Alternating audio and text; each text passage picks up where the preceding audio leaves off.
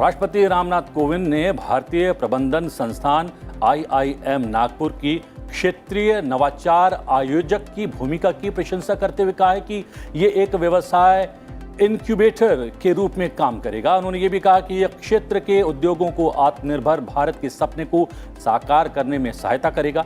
राष्ट्रपति ने कहा कि IIM नागपुर का वर्तमान पारिस्थितिक तंत्र विद्यार्थियों में नौकरी तलाशने वाले के बजाय नौकरी देने वाले बनाने की मानसिकता को भी बढ़ावा देगा। उन्होंने उत्कृष्टता के 7 केंद्रों के साथ साथ फाउंडेशन फॉर एंटरप्रेन्योरशिप डेवलपमेंट इनफेड की स्थापना के लिए IIM नागपुर की पहल की सराहना की।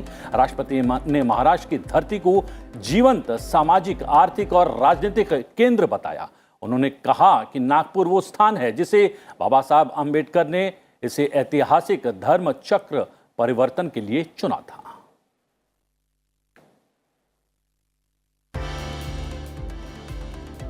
उपराष्ट्रपति एम वेंकैया नायडू ने साइबर अपराधों, आर्थिक अपराधों और ऑनलाइन धोखाधड़ी से प्रभावी ढंग से निपटने के लिए पुलिसकर्मियों के कौशल को उन्नत करने की आवश्यकता पर बल दिया।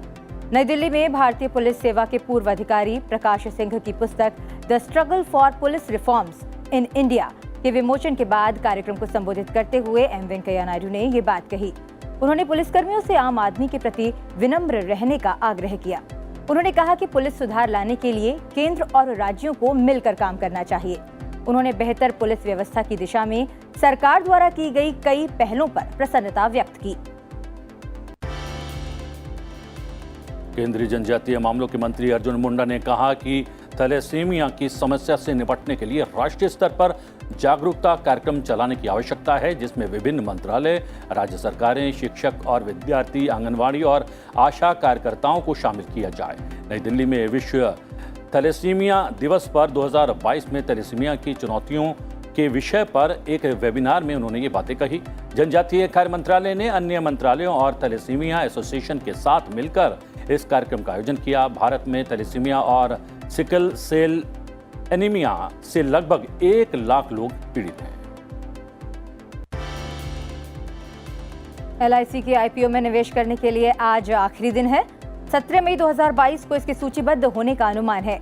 IPO के लिए सरकार ने प्रति शेयर मूल्य 902 से 949 रुपए रखा है।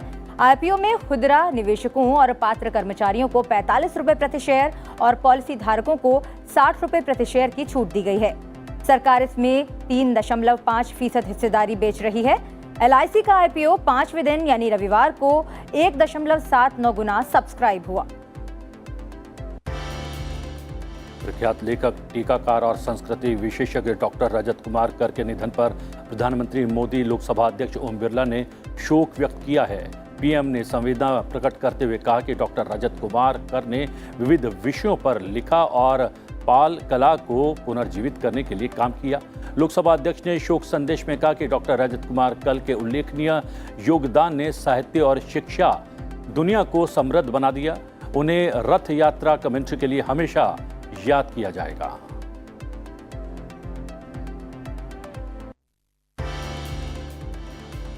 जस्टिस सुधांशु धूलिया और जस्टिस जमशेद बी पारदीवाला आज सुप्रीम कोर्ट के न्यायाधीश के रूप में शपथ लेंगे।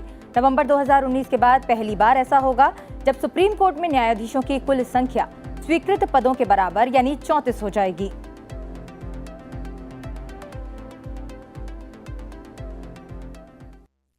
अब नजर डालते हैं राज्यों से जुड़ी खबरों पर। बंगाल की खाड़ी में उठा तूफान रविवार को चक्रवात असानी में तब्दील हो गया है। चक्रवाती तूफान 16 किलोमीटर प्रति घंटे की रफ्तार से पश्चिम उत्तर पश्चिम दिशा की ओर बढ़ रहा है। कोलकाता नगर निगम ने अपने कर्मचारियों और आपदा प्रबंधन टीमों को अलर्ट पर रखा है। कर्मचारियों की छुट्टी रद्द कर दी गई है। अगले 24 घंटों के दौरान तूफान के उत्तर पश्चिम की ओर बढ़ने और पूर्वी मध्य बंगाल की खाड़ी के ऊपर एक गंभीर चक्रवाती तूफान में परिवर्तित होकर और तेज होने की आशंका है।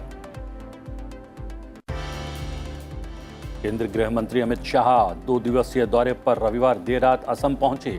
वहां उनका मुख्यमंत्री हेमंत बिस्वा शर्मा ने गोपीनाथ बोरदोलोई अंतर्राष्ट्रीय हवाई अड्डे पर जोरदार तरीके से स्वागत किया।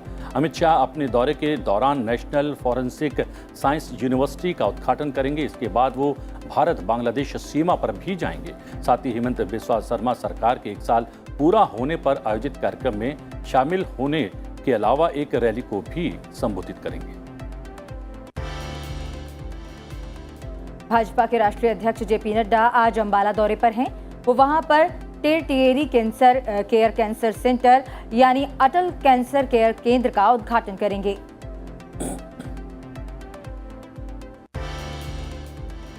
जम्मू कश्मीर में एक परिसीमन पैनल की रिपोर्ट पर चर्चा के लिए विपक्षी दलों ने आज एक आपात बैठक बुलाई है। इससे पहले कई विपक्षी दलों ने शनिवार को संयुक्त रूप से परिसीमन पैनल की रिपोर्ट को खारिज कर दिया था। आपको बता दें कि मार्च 2020 में गठित जम्मू और कश्मीर पर परिसीमन पैनल ने गुरुवार को जम्मू क्षेत्र को 6 अतिरिक्त विधानसभा सीटें और कश्मीर घाटी को 1 और राजौरी और पूंछ के क्षेत्र को अनंतनाग संसदीय सीट के तहत लाने की अपनी अंतिम रिपोर्ट को अधिसूचित किया था। 90 सदस्यीय सदन में अब जम्मू संभाग में विधानसभा की 43 और कश्मीर संभाग में 47 सीटें होंगी। उपराज्यपाल मनोज सिन्हा ने कश्मीर संभाग के अनंतनाग जिले में स्थित मट्टन के मार्तंड सूर्य मंदिर में पवित्र नवग्रह अष्टमंगलम पूजा में हिस्सा लिया। साधु संतों के अलावा कश्मीरी पंडित बिरादरी और स्थानीय लोगों की मौजूदगी में हुई पूजा अर्चना में उपराज्यपाल सिन्हा ने कहा कि सरकार धार्मिक और सांस्कृतिक महत्व के प्राचीन स्थलों की सुरक्षा और उन्हें विकसित करने के प्रति प्रतिबद्ध है। पंजाब कांग्रेस के पूर्व प्रदेश अध्यक्ष नवजोत सिंह सिद्धू आज प्रदेश के मुख्यमंत्री भगवंत मान से मुलाकात करेंगे। नवजोत सिंह सिद्धू ने ट्वीट कर इस बात की जानकारी दी। सिद्धू ने ट्वीट कर ये भी कहा कि पंजाब की अर्थव्यवस्था में सुधार से जुड़े पहलुओं को लेकर मुख्यमंत्री भगवंत मान से मुलाकात करेंगे। ये मुलाकात शाम 5:15 पर होगी। महाराष्ट्र के अमरावती से निर्दलीय सांसद नवनीत राणा मुंबई के लीलावती अस्पताल से डिस्चार्ज हुई। वे हाथ में हनुमान चालीसा लेकर अस्पताल से बाहर निकली। नवनीत रवि राणा ने सीएम उद्धव ठाकरे को उनके खिलाफ चुनाव लड़ने की चुनौती दी। मिजोरम विधानसभा का स्वर्ण जयंती समारोह की तैयारियां जोरों पर हैं और 9 से 10 मई तक आइजोल में आयोजित इसे किया जाएगा। मिजोरम में 40 विधानसभा और 1 लोकसभा सीट है। तमिलनाडु में डीएमके सरकार ने धर्मपुरम अधिनियम के पट्टिना प्रवेशम अनुष्ठान पर प्रतिबंध लगाने के आदेश को रद्द कर दिया है। धर्मपुरम अधिनियम के स्वामी को पालकी में ले जाने वाली परंपरा पट्टिना प्रवेशम 22 मई को होगी। यह आदेश मयिलादुथुराई जिला राजस्व मंडल अधिकारी जे बालाजी ने रविवार को जारी किया। इसके पहले 27 अप्रैल को उन्होंने ही इस प्रथा को मानव अधिकारों का उल्लंघन बताते हुए इस पर बैन लगाया था। जम्मू कश्मीर में सुरक्षा बलों ने रविवार को कुलगाम जिले के देवसर इलाके में एक मुठभेड़ के दौरान 2 आतंकवादियों को मार गिराया है। ये आतंकवादी लश्कर-ए-तैयबा संगठन के थे। इनमें से एक पाकिस्तान का रहने वाला था। और अब खबरें दुनिया से। श्रीलंका और अंतर्राष्ट्रीय मुद्रा कोष के बीच के अगले दौर की बातचीत आज से 23 मई तक चलेगी। राष्ट्रपति राजपक्षे आज श्रीलंका में राजनीतिक गतिरोध समाप्त करने के बार एसोसिएशन के प्रस्तावों पर विचार करेंगे। बार एसोसिएशन ऑफ श्रीलंका ने एक 11 बिंदु वाली योजना का प्रस्ताव दिया है, जिसमें एक अंतरिम सरकार के गठन की बात भी कही गई है, जो धीरे धीरे शासन की राष्ट्रपति व्यवस्था को समाप्त कर देगी। पाकिस्तान के राष्ट्रपति आरिफ अलवी ने देश में सत्ता परिवर्तन के बाद पहली बार नेशनल असेंबली का सत्र बुलाया। शहबाज शरीफ सरकार के गठन के बाद नेशनल असेंबली की ये पहली बैठक होगी। सत्र की अध्यक्षता नेशनल असेंबली के नवनिर्वाचित अध्यक्ष राजा परवेज अशरफ करेंगे।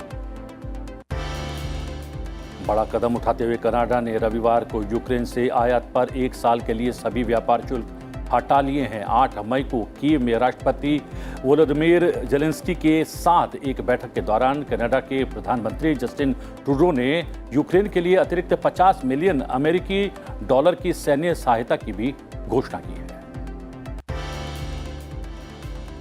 रूस पर दबाव बढ़ाने के लिए अमेरिका, G7 देशों और यूरोपियन यूनियन ने प्रतिबंधों का दायरा बढ़ा दिया है। हम बताते हैं, रूस हर साल 9 मई को विजय दिवस के रूप में मनाता है। यह दिन जर्मनी पर रूस के विजय का प्रतीक है। दूसरे विश्व युद्ध में रूस ने इसी दिन जर्मनी को पराजित किया था।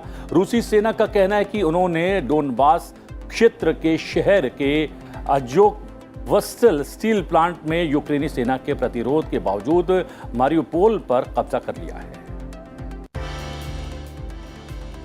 पूर्वी यूक्रेन के एक स्कूल पर रविवार को भीषण बमबारी हुई। बमबारी की इस घटना में 60 से ज्यादा लोगों के मारे जाने की आशंका है। वहीं अमेरिकी राष्ट्रपति जो बाइडेन की पत्नी जिल बाइडेन रविवार को अचानक पश्चिमी यूक्रेन पहुंची। यहां उन्होंने यूक्रेन के राष्ट्रपति वोलोदिमिर ज़ेलेंस्की की पत्नी ओलेना ज़ेलेंस्की से मुलाकात की।